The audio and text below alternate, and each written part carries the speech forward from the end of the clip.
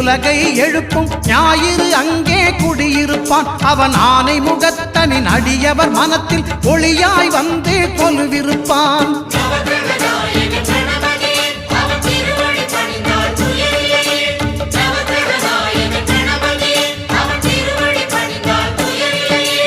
ஒன்பது கோளும் ஒன்றாய் காண அங்கு கற்பகம் என்னும் கடவுளின் மெய்யில்